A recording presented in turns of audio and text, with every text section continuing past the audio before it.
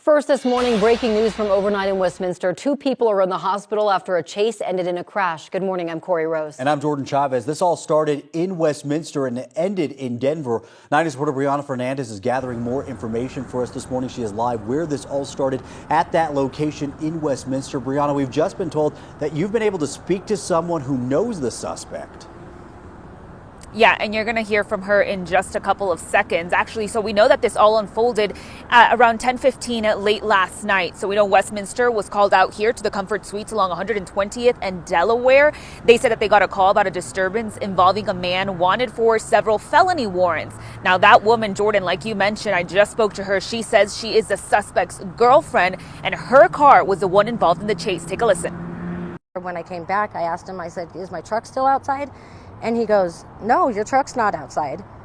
And I'm like, what are you talking about? He goes, your bumper's outside. At this point in time, I'm like, I have no idea where my boyfriend is. I have no idea where my truck is. I know that my bumper's sitting outside the hotel. Have no idea anything has even gone on.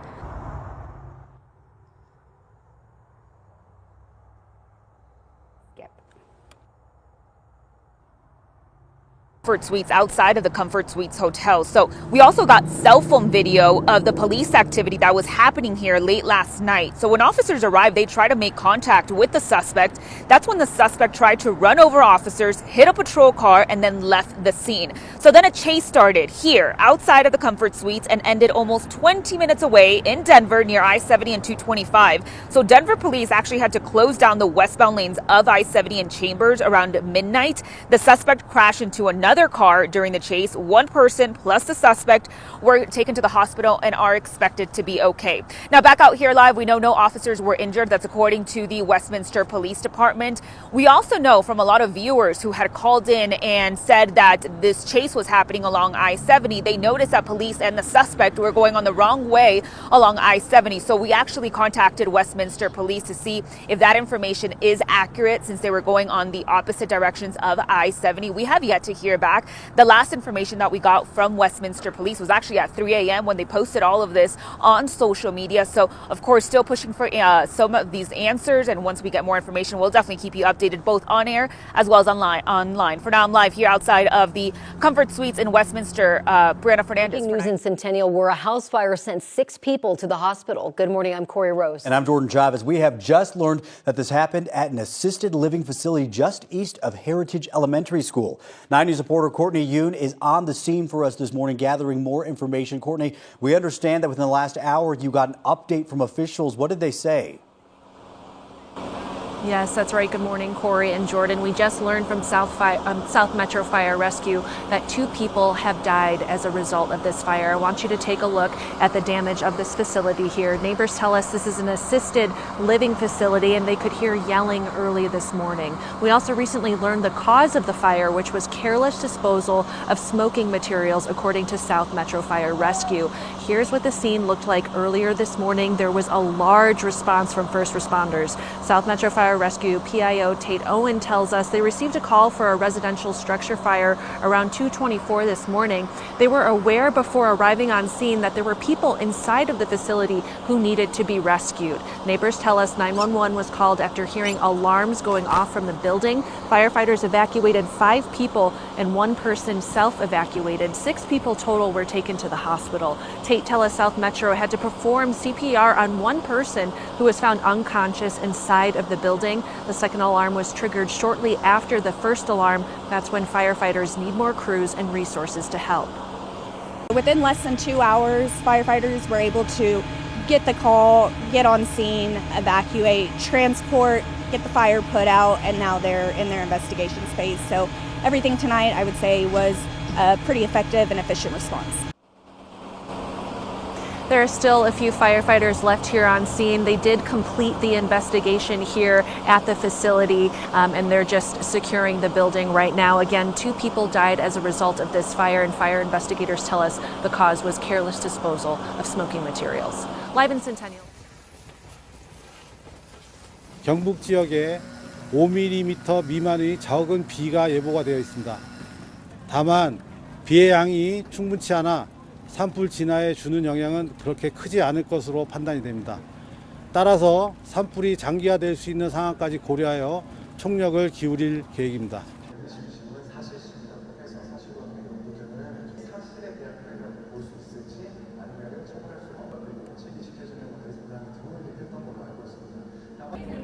저는 오늘 아침에는 계속 울었어요.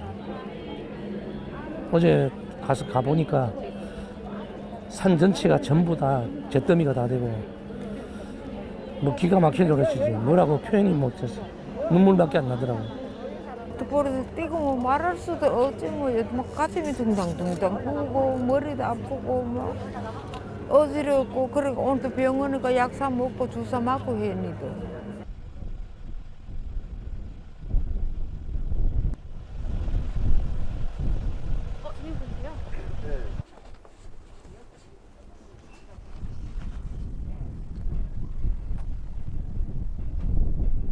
Bodies of sunken tourist submarine victims have been taken to hospital in Hurghada on Egypt's Red Sea coast. The tourist submarine taking dozens of people, mainly Russians, to see the Red Sea's coral reef sank off the Egyptian resort town of Hurghada, leaving 6 people dead and others injured, 2 municipal officials confirmed on Thursday. Emergency crews were able to rescue at least 38 Russians. The Russian consul in Hurghada told the country's state news agency RAI. The report said 14 of them were hospitalized and the rest returned to their hotel. Russian and Egypt officials did not immediately say what caused the submarine to sink. The 2 Egyptian municipal officials said the total toll was 6, but the nationality of the 6 was not immediately known. People in West Africa can treat their eyes to a once-in-a-while spectacle this weekend. The moon will appear to take bites out of the sun this Saturday during a partial solar eclipse. The event will also be visible to people in Europe, Eastern North America and Northern Asia. Solar eclipses or lunar eclipses are just a game of light and shadow that are played by the sun, the moon, and the earth. So during a solar eclipse, what happens is that you're going to have a kind of an alignment between the sun, the moon, and the earth in that precise order. So what happens is that the moon is going to be enlightened by the sun, and it's going to project a shadow in the form of a cone behind it. And sometimes this shadow can, draw a line on the Earth's surface. During the eclipse, the sun will slowly slim to a crescent as the moon appears to cover it and the day may get dimmer. Clear skies away from tall buildings and city lights ensure the best views, according to experts. In a total solar eclipse, during the couple of minutes or so where the moon is completely blocking the sun, you actually have to remove the glasses because what you see around it, the so-called corona, which is kind of like the atmosphere of the sun, is actually very faint and you wouldn't be able to see it with the glasses, and it's totally safe to look at. But during a partial solar eclipse, there is no stage at which looking at the eclipse is safe. The spectacle is slotted during late morning for Western Europe and Africa. Remember to protect your eyes. It's not just about fashion, it's a long-standing tradition. Black women across the world spend hours having synthetic braids put in their hair. But now a study by a United States-based consumer advocacy group has found that many popular brands contain a host of dangerous chemicals. It's been a part of our culture for years. I mean, I don't think braids is going anywhere. We've been getting them since we were young. We getting braids at 2, 3. So. The report has left women wondering whether the protection braiding gives their natural hair is worth the health risk. All 10 products tested by Consumer Reports contain cancer-causing agents, while 9 of them had unsafe levels of lead. We found issues with these products.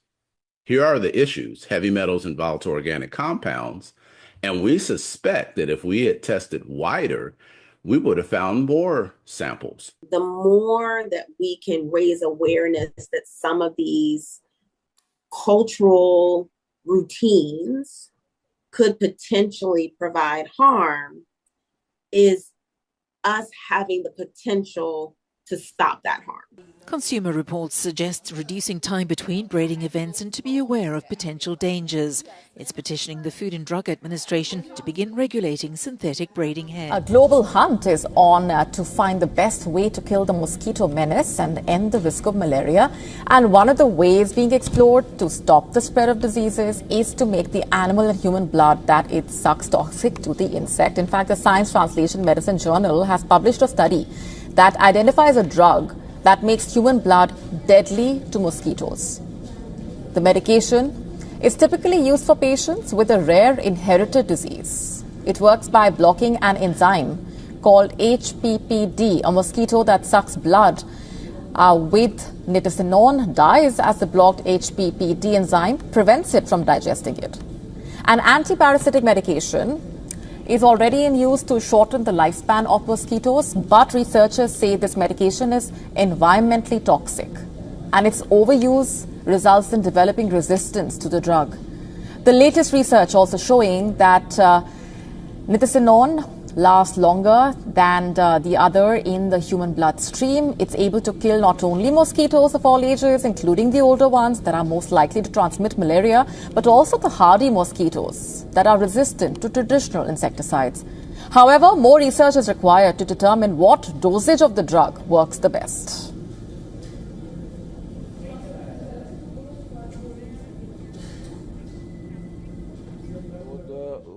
Brazil's President Luiz Inácio Lula da Silva, who's currently on a visit to Japan, has taken a swipe at US President Donald Trump's decision to slap a 25% tariff on imported vehicles.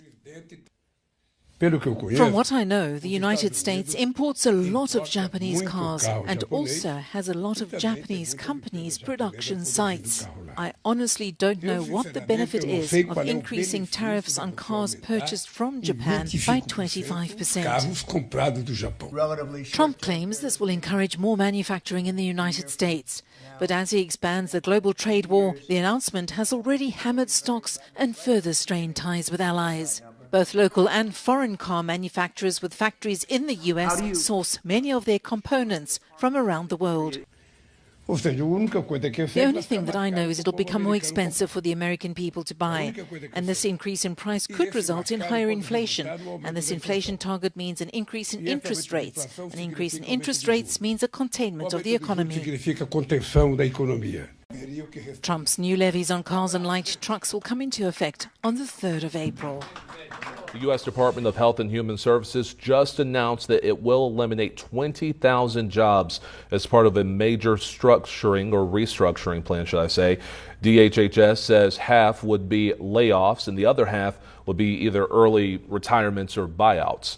Most of the cuts come from two places. First of all, there's the Food and Drug Administration, which is responsible for the safety of our food and medicine, and also the CDC, or the Centers for Disease Control, which tracks disease outbreaks.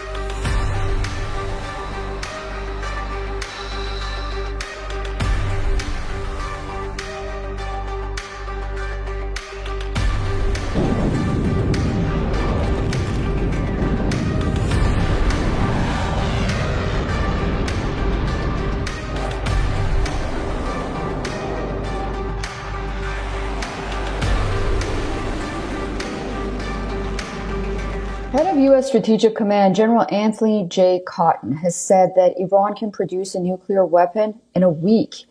And due to its work on space launch vehicles, Tehran can even reduce the timeline to produce an intercontinental ballistic missile. The U.S. general made these statements during a hearing of Senate Armed Service Committee in Washington, D.C. General Cotton said the Islamic Republic of Iran continues to expand its nuclear program by increasing its stockpile of highly enriched uranium and deploying additional advanced centrifuges. He further testified that Tehran has reduced the time required to produce sufficient weapon-grade uranium for a nuclear device from 10 to 15 days to presumably less than a week. He said Iran poses the region's largest arsenal of conventional ballistic missiles, which was employed on the attack against Israel last year. The U.S. general said Tehran continues to proliferate advanced conventional weapons, finance state militia groups across West Asia, resulting in attacks against U.S. partners and personnel and interests. General Cotton also said that Iran's work on space launch vehicles, including its two-stage liquid-fueled Seymour satellite carrier rocket, likely shortens the timeline to produce an ICBM due to the similarities in technology. He said this rocket could have nearly 4,000 kilometers of range with about 1,000-kilometer payload. He also warned that the ties developing between Iran, Russia, and North Korea pose a big threat to the United States. It's a little different nuance. That is the new relationship that we're seeing that's happening between Russia and the DPRK. So we're talking about DPRK, we're talking about Iran, we're talking about China, as well as the Russian Federation. That's why I call them the third-party influencers, because what they could do is they could be a distraction for the main effort that could be launched by any one of those that we had mentioned. General Cotton's statements come amid the United States intensifying its campaign against the Iran-backed Houthi rebels in Yemen after announcing a military offensive against them on March 15th, and President Donald Trump issuing strong warnings against Iran, saying shots fired by the Houthis will be looked upon as shot fired by Iran. A day ago, U.S. Director of National Intelligence Tulsi Gabbard, during her Senate Intelligence Committee hearing, had said that Iran at the moment is not actively pursuing nuclear weapons, but the American intelligence community have assessed that the discussion of nuclearization has increased inside the regime in Tehran. She further said Iran's enriched uranium stockpile is at its highest level, and it is unprecedented for a state without nuclear weapons. The IC continues to assess that Iran is not building a nuclear weapon, and Supreme Leader Khamenei has not authorized the nuclear weapons program that he suspended in 2003.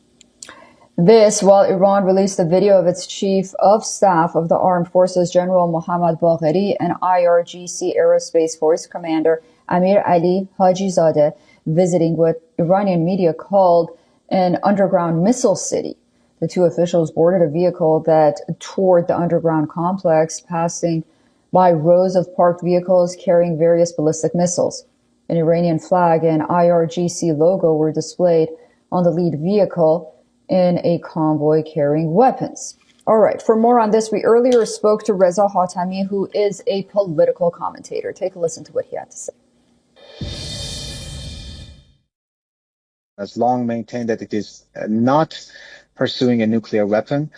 Iran also mentions a religious edict or fatwa by Supreme Leader Ayatollah Ali Khamenei, who has the final say over all key state issues, that stockpiling and producing nuclear weapons is religiously forbidden. So this is the Iranian stance for the past 2 decades, and Iran says that it maintains this position as of now. And at the moment, Iran is a member of the NPT, the Nuclear Non-Proliferation Treaty, and also has close cooperation with the IAEA, the UN nuclear watchdog. So all indications point to this fact that Iran is not pursuing nuclear weapons at the moment. And yes, Iran is enriching uranium at high levels.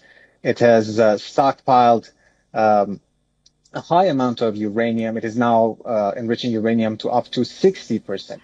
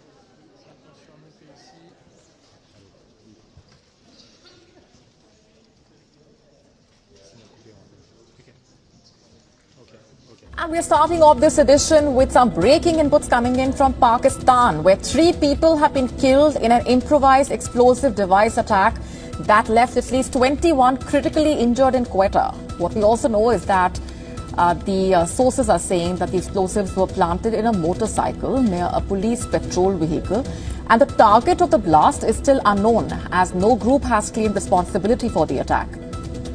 The Balochistan province, remember, has been in the group of terror attacks in recent months, with the banned outfit, the Baloch Liberation Army, carrying out these attacks. And in the latest, this attack taking place in Balochistan's Quetta. The target of the blast is not known at this point, but we do know through sources that the explosives were planted in a motorcycle near a police patrol vehicle. Let's get in further details now from our Pakistan Bureau Chief Anas Malik, who's joining us on the broadcast for more on that. Anas, what is the latest that you have at this point? Well, the latest is that at least 3 people have been confirmed killed, whereas another 21 have been injured in this bomb blast that took place near a police patrol vehicle on Quetta's in Double Road. This is what the officials have confirmed. Now, among the injured, they include 4 police officers as well. The apparent target of the blast was the police patrol vehicle that was just there, and the explosive was said to have been planted in the motorcycle that was parked next to this very patrol vehicle. Now, the Balochistan government spokesperson has confirmed that the security forces had cordoned off the area and that an investigation was underway at the point. Now, it is pertinent to mention that while no group has claimed responsibility for the incident so far, both the banned terror group, the Baloch Liberation Army, and the banned terror group ISKP have been active in that particular province, and in all likelihood, it is probably one of the 2 who are likely to take responsibility. It is also pertinent to mention the fact that Quetta, which is the capital of the Balochistan province, has frequently seen attacks targeting security forces amid a broader insurgency in the region. Molly? All right, Anas, we are leaving it there for the moment, but thanks very much for joining us with those inputs. And of course, we're coming back to you as and when there are further details emerging.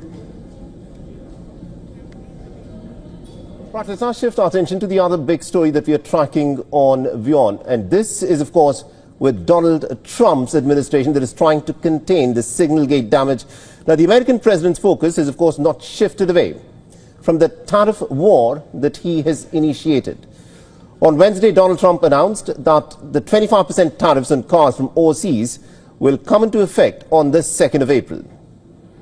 And what we're going to be doing is a 25% tariff on all cars that are not made in the United States. If they're made in the United States, there's absolutely no tariff. We start off with a 2.5% base, which is what we were at, and we go to 25%. Now, the American president said that instead of the retaliatory tit-for-tat levies that he was repeatedly mentioning, Washington's tariff imposition is much lower than what countries have been charging the Americans for decades. Now, Trump's billionaire loyalist and also Tesla owner Elon Musk has also reacted to the tariff implementation on social media platform X. Musk has responded to a report saying that Tesla is not unscathed here. He later added that the tariffs will affect the price of parts in Tesla cars that come from other countries. Now, leaders from European nations have reacted very strongly to Donald Trump's tariffs on the auto sector. Now, Germany's economy minister and the country's autos association has also criticized the 25% tariffs. The lawmakers have called for urgent negotiations to ward off an escalating trade war. For Germany, the United States is its top auto export destination. According to the U.S. Commerce Department, in 2024, Germany exported 450,000 vehicles, valued at a whopping $24.8 billion. Now, Germany is also the 5th biggest car exporter overall to the United States in terms of both volumes and valuation. European leaders met in Paris for the Ukrainian Security Summit. The meeting concluded just a short while back, hours after Trump's tariff move. And it remains to be seen if the European Union leadership added America's tariff war to their agenda on the ongoing Russia-Ukraine war. All right, now to give us more details in terms of what the European response to this is expected to be, we're joined by our correspondent Ross Cullen, who's joining us live from Paris. Ross, this is a big deal for Europeans who, of course, have a huge amount of trade with the Americans. Donald Trump has made it quite clear, 25% tariffs on automobiles and auto parts from Europe. How is Europe going to respond to this?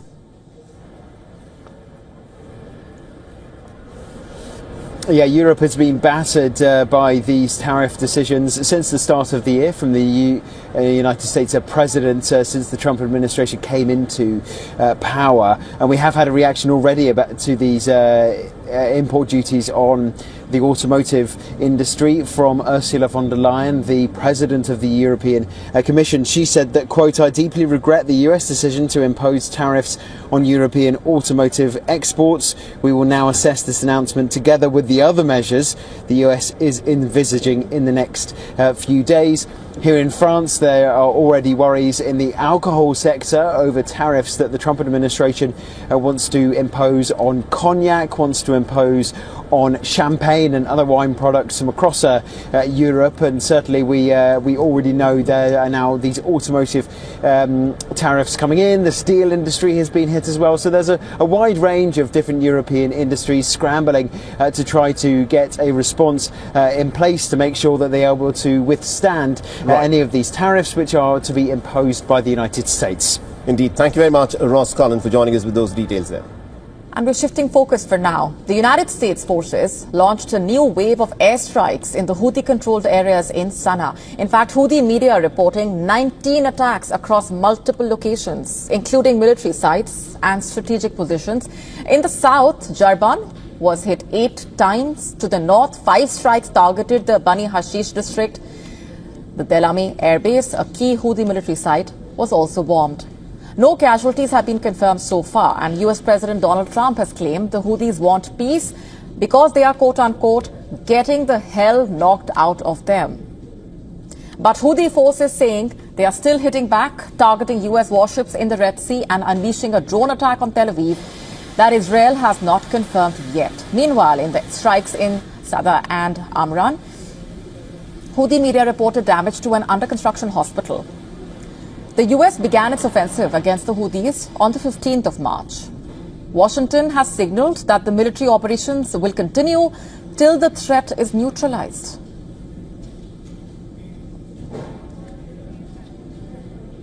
Now, the people of Israel, and especially the Palestinians in the Gaza Strip, have paid an unimaginable price in the aftermath of what has happened on the 7th of October, and also the Israeli relentless campaign of bombardment of the Palestinian-occupied territories of Gaza.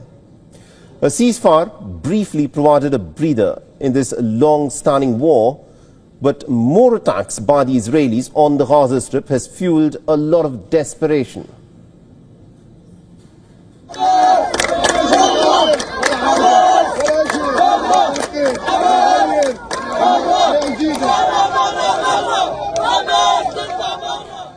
Now, hundreds of the Palestinians in the Gaza Strip marched down what is left of their streets in northern Gaza. The Palestinians walked amongst the rubble, raised slogans against Hamas and demanded an end to this war. The people living in northern Gaza have witnessed the biggest attacks by the Israeli forces. Most of the buildings have been irreparably damaged, while thousands of the inhabitants have been forced to flee from their homes in a narrow strip multiple times over and over again because of the Israeli attacks. Now, the slogans of the protesters expressed anger against Hamas, Israel, and also the Palestinian Authority, and also the Arab nations. Meanwhile, the State of Israel has vowed to escalate the war until Hamas returns the remaining hostages. But Netanyahu's war in the Gaza Strip also finds little support within Israel. There is a segment of people who are angry against the war, and this was visible in some parts of Israel where street protests have been ongoing because these people want Netanyahu to first bring back the hostages. Now, Tel Aviv and Jerusalem witnessed some protests demanding for an end to the war and also for a deal to return the hostages. The protesters say that they want peace as well as to protect Israel's democracy.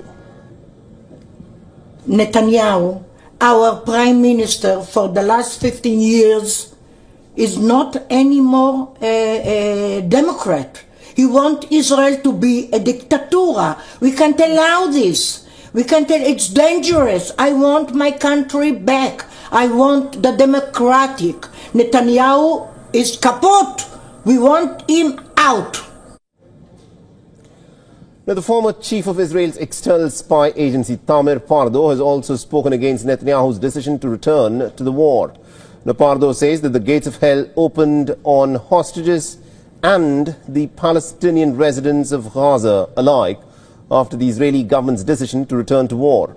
And Tamir Pardo has served as the chief of Mossad under Netanyahu from 2011 till 2016. Netanyahu is also facing the heat for resuming the war, as it's cracked down on critical voices within the government institutions.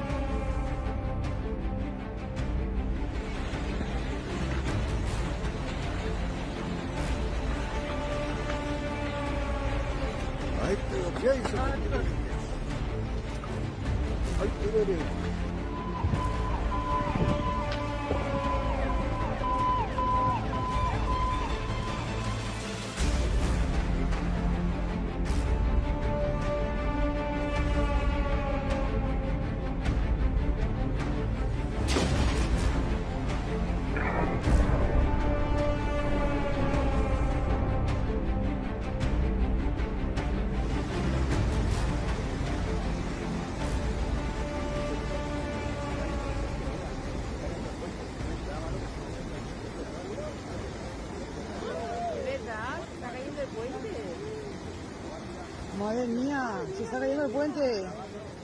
Oh, se ha ido la luz. Ha caído el puente. Se cayó el puente. Se ha caído el puente romano.